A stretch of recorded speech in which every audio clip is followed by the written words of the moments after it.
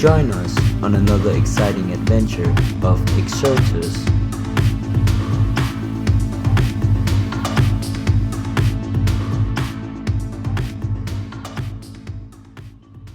What do magic thoughts and electromagnetic ionized space dust have to do with the powers of aviation and flight? Essentially, it's everything. Without polarity, it is impossible to get two forces to oppose each other. And this is in regards to a lot of the antiquitech, particularly regarding flight, that we've been studying recently on my channel and on others. Here's my old Ames Research Visitor badge. I did not get it. Like a bra with a thin wire frame and always stacked with these double wings. Dodeca tricyclosail, patent pending. But really, it just seems like some sort of magical flying carpet thing. And that's when I started to realize why it made perfect sense and how it actually works. But it also vividly fills in the picture about what's really going on in our reality and why things work the way they do. And that's the study of ion fields and the ionic breeze, which makes it possible for solid state flight. There have been a number of interesting theories about the Schumann resonance. The increase in the population of the Earth synchronizes with the number of neurons in the human brain. Because of metaphysics, this is the abstract concept which is necessary in order to fly. A positive thought is literally in the opposition of negativity. Also, gases are substances and space dust. Arguably,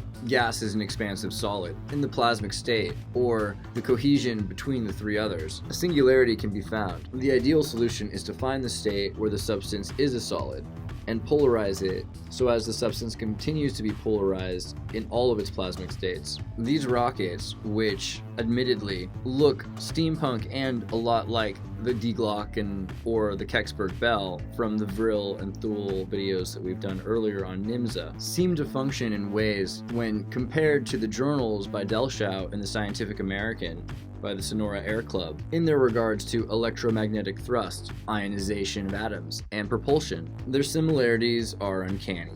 So, how do these suckers work? Well, there's a number of different ways that they created Hall effect thrusters or griddled electrostatic ion thrusters. I'm a bigger fan of gridded electrostatic thrusters. And gridded electrostatic thrusters take in a propellant injection of a gas, usually something kind of like xenon. Work kind of like electromagnetic charged fluorescent light bulbs. In fact, I'm starting to see why Tesla was so into fluorescent lights, besides because they were pretty. But they take in a gas that begins with no charge, they put it through an electrostatic charge by ionizing it with electrons, usually provided by piezoelectricity from a hot cathode, and then they're accelerated through potential difference towards an anode, which then is polarized and bombards a grid. They become positively charged and are extracted to a system because the grid offers a difference osmosis. After the plasma enters the grid sheath, the ions are accelerated beyond the potential difference, and it emits a beam almost like a laser of positively charged xenon gas. The way the Hall effect works is actually pretty similar, and I think there will be a lot more potential for it in the future, but it relies on an inner coil of magnets which can lose their charge and requires continual electromagnetic uptake. But combined with other sorts of energy, a Hall effect thruster might be very useful in the future. Particularly because of the surface to volume area ratio, you might be able to make very small ionic lifters for flying drones. Hopefully nobody lame heard that. But it's really not that new of an idea. In fact, it probably goes back much further than you'd ever believe. It goes so far back that I'm pretty sure this was the technology of the Vimanas, and I'm certainly no longer convinced that this technology wasn't available at least sometimes over the last few centuries. However, certainly there was difficulty using it, and not everyone had access to the ionic propulsion systems. One of the first people to publicly admit this technology made sense was Konstantin Tsiolkovsky. His work was instrumental in the understanding of exhaust velocity and the changing in rocket speeds, as well as the differential equation. Considering how many of his formulas that we still have to use, even just in pre-calculus, it seems worth mentioning some of his more interesting ideas about electromagnetism. However, there's another guy who deserves just as much interest, who similarly talked about ionic electric propulsion in 1906, Robert Hutchings Goddard in Worcestershire, Massachusetts.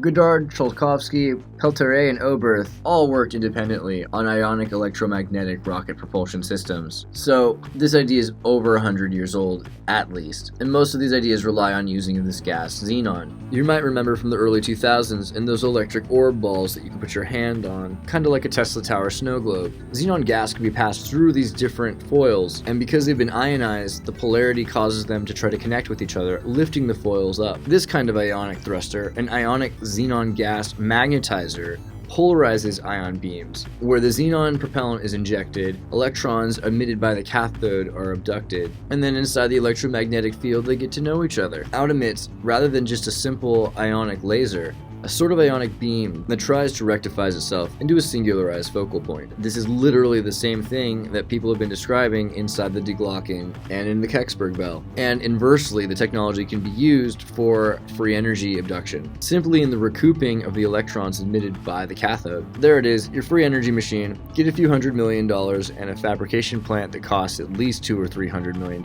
more, and start to make them. Why not? And maybe that's why they finally disclosed it, because it's not going to be too many people that are making these things. At least not anymore. But this technology will be made. There's going to be a lot of people making this technology for other reasons just than space travel. It'll probably come to your town somehow, maybe on the back of a train, and it could easily be in private planes. I wouldn't be surprised if it already is. The use of such a technology requires that the gases that it is flying in are highly ionized with electromagnetic nanoparticles. This sort of plasma is usually induced with very expensive Aryan or noble gases like fluorescent, neon. Xenon is not exactly inert either. In fact, one of the things you might not hear often enough about Chernobyl, besides the hour worth of other stuff that I talked about already in the Chernobyl video, such as that it happened on the eclipse of Pluto, and etc., is that a major contribution to the sequence of events that led to the Chernobyl nuclear disaster was the failure to anticipate the effects of xenon poisoning on the rate of the nuclear fission reactor. Xenon filling up inside of the fuel rods of the reactor, eventually poisoning the reactor by absorbing the neutrons. So that's a different kind of neutron poisoning. Even though xenon's considered inert, I wouldn't go around inhaling it out of a tank. If we could put other kinds of inert gases into our atmosphere in a way that we could slowly acclimate ourselves to so that we didn't poison ourselves, we could more easily have electromagnetic solid-state flight crafts and rain clouds and all kinds of other things. I mean, there are a lot of consequences to cloud seeding, or geoengineering as Andrew Yang put it in the Democratic primary debates for the presidential candidacy of 2020, where Andrew Yang disclosed a lot about geoengineering technology and created a mandate of billions of dollars to create and have the United States spearhead an international coalition committee dedicated to the monitoring and safe use of geoengineering, particularly in regards to weather and cloud seeding of aluminum oxide. A technology which Andrew Yang did not say the United States personally uses, but suggested how there could be other countries using the same technology, and that we would not want other nations cloud seeding with particles of aluminum oxide and different nanoparticles and gases without the United States oversight, would we? An interesting argument and a great way to introduce the population to this concept. Another guy with a dream for cloud seeding, a philanthropist and a father of three, Bill Gates, the founder of Microsoft, owner of Xbox, and co-founder of the Bill and Melinda Gates Foundation, a multi-$100 billion nonprofit organization dedicated to saving the world through all sorts of different ways, such as creating seed banks far from where any persons live, in Greenland, as well as third and fourth world and inner cities population control. Bill Gates' recent announcement to begin cloud seeding by introducing different sorts of vapors into our atmosphere in order to block out parts of the sun or to increase the heat in different areas, much like the planet he comes from, Venus. Bill Gates' dream: build these giant drone island catamarans and start releasing gases into the atmosphere through iPod white smokestack chimneys. Interesting to me that it looks like an Apple product marketed 10 or 15 years ago. Some people never change, and that might be anecdotally interesting about a person like Bill Gates because he does have some very specific personality traits. I mean, sort of like in the game Monopoly with the railroads, Bill Gates seems to want to control the weather. All of the weather, and his Fund for Innovative Climate and Energy Research, or FICER, is just one of many of Bill Gates' assets driven towards his personal agenda. I mean, Bill Gates is a very unique person. Granted, he's nothing like Steve Jobs, but he does know how to program, at least somewhat, something Steve Jobs could never say. And while in a lot of ways he may seem derivative, some of his shortcomings allowed for the flexibility of an entire generation just by accident. For instance, instead of taking acid in college, he studied command line prompts and got drunk and played poker in the evening. It turns out that Bill Gates is a poker master, and he loves bridge. Perhaps at some point he did take psychedelics, which is more than likely possible, but I'm not sure that he saw any colors because Bill Gates is colorblind. Something that meant that the aesthetic choice of colors for Microsoft's Windows was always personally customizable because it just didn't really matter to him, as he couldn't see it. This in stark contrast to Steve Jobs, whom if you had mentioned that you thought there should be a different color iMac, you could have been fired. Sorry for that anecdote, but I just find it really interesting just because Microsoft and Apple, both being funded by a venture Rockefeller Corporation for financing different sorts of technological companies, seem sort of as collateral backup to their investors, like football teams. Anyway, back to ionic lifters. The basic principle of jet propulsion is known to every child who has blown up a toy balloon. What will happen when the balloon is let go?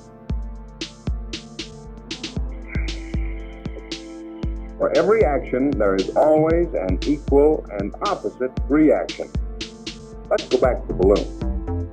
As long as the neck remains closed, the air pressures inside the balloon are distributed equally throughout the balloon.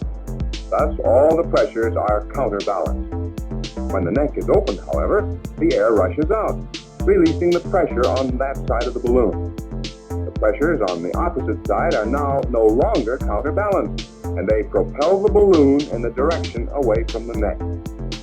The action referred to in Newton's law is the release of pressure through the neck.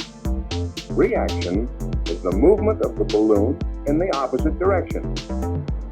We see action and reaction demonstrated many times each day, and we know what will happen when this boy jumps off his wagon. The action of his jump is accompanied by a reaction of the wagon being pushed in the opposite direction. The lawn sprinkler is a common application of this principle. Water is under pressure in each arm of the sprinkler, except at the opening. The action of the escaping water is accompanied by an opposite reaction caused by the unbalanced internal pressure, thus turning the sprinkler. The capsule of compressed gas used to power toy models is another example. Its action is similar to that of the balloon. The pressure of gas inside the capsule is equally balanced. When the end of the capsule is pierced, the pressure at that end is released.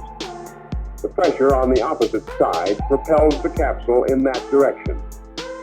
Action, reaction. It is the unbalanced internal pressure which propels the capsule, not the action of the escaping gas striking against the outside air. Even if a solid wall is placed behind the capsule for the escaping gas to strike, the amount of movement of the capsule remains the same because the internal pressures have not been changed. The principle by which this capsule operates is essentially like that of an airplane jet engine, except that the jet engine contains a built-in gas turbine for continuously creating internal gas pressure. This engine has basically only three moving parts: an air compressor, a turbine, and a shaft which connects them.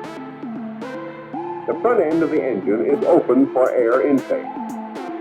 Inside, a compressor compresses the incoming air.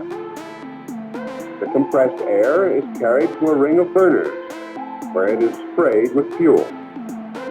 Once started by means of a spark plug, this mixture of fuel and air burns constantly, so no continuous ignition system is necessary. The high-temperature gases produced by the burning mixture tremendously increase the volume of the gases inside the engine. Before they can escape, however, they must pass through the turbine. They cause the turbine to spin in much the same way that wind spins a pinwheel. The spinning turbine is connected by means of a shaft to the compressor unit in the forward part of the engine. Thus, it provides the power which turns the compressor. But the escaping gases have lost only part of their pressure in spinning the turbine. The remaining pressure pushes the gases out through the jet nozzle, leaving the pressure inside the engine unbalanced. This unbalanced pressure causes the engine to move in the opposite direction from the jet nozzle. Action is the release of pressure through the jet nozzle. Reaction is the movement of the airplane. The airplane moves because of internal pressures in the engine and not because of the escaping gases striking against the outside air. There are many different ways to use jet propulsion. One of these is the turboprop engine. This engine is essentially like that of a standard turbojet engine already described, except that a propeller is attached to the forward end of the rotating shaft. The power of the engine is used to turn the propeller rather than to create a jet. There are two other types of jet engines simpler than the turbojet. One is a pulse jet, whose only moving part is a hinged shutter in front of the engine. It operates through intermittent firing of the fuel mixture. The ramjet is even simpler. It is merely a tube in which the fuel mixture is burnt. Both of these engines depend on high forward speeds for efficiency. Speed must first be obtained by other means before the engines can take over. Still another type of jet propulsion is rocket propulsion. Rockets differ from other forms of jet propulsion in that they contain their own oxygen and fuel, and hence are not dependent on the Earth's atmosphere. However, rocket engines require great amounts of oxygen and fuel for comparatively short flights. Where is this airing right now? This program is coming to you via relay to satellite, a spacecraft orbiting the Earth at a speed of over 17,000 miles per hour. Hey, everybody, tune in to Recent Tartarian. Recent Tartarian. Exertus.